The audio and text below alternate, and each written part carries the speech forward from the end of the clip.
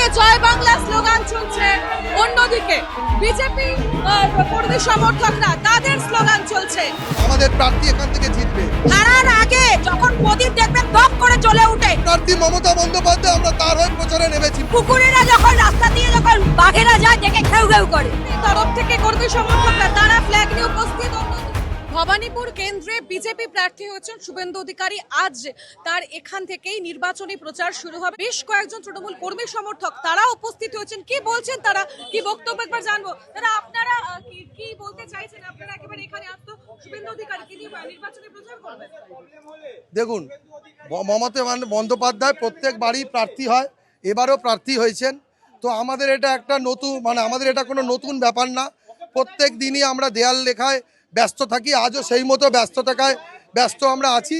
এবং আমরা তো এখানে এখানে ভিড় শুধু দেখুন তৃণমূলীরা করেনি, এখানে প্রত্যেকটা দোকানদার, প্রত্যেকটা ব্যবসায়ী, প্রত্যেকটা বাড়ির লোক নেমে এসছে যখন দেখছে মমতা ব্যানার্জির নামে দেওয়াল লেখা হচ্ছে।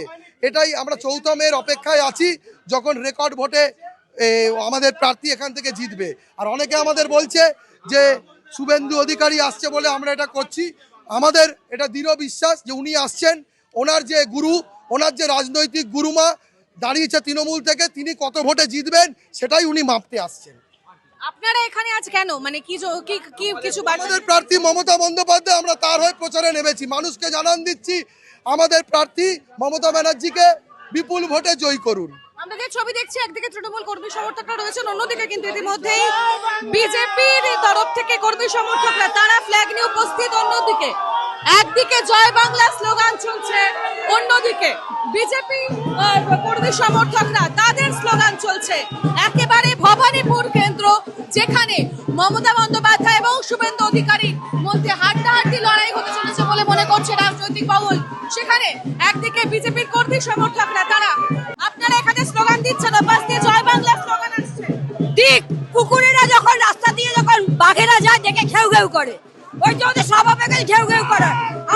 আমরা রাজা, রাস্তা দিয়ে যাবো, কুকুরেরা ঘেউ ঘেউ করবে।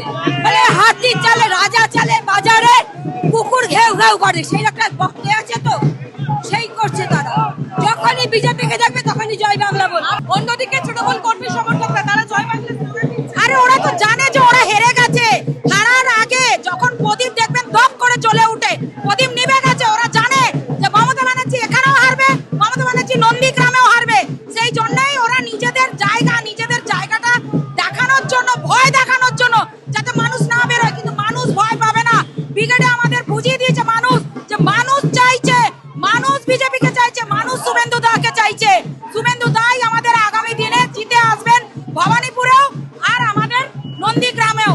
ওদের এই মুষ্টিমেয় লোক দিয়ে ওরা কাউকে আটকে রাখতে পারবে না।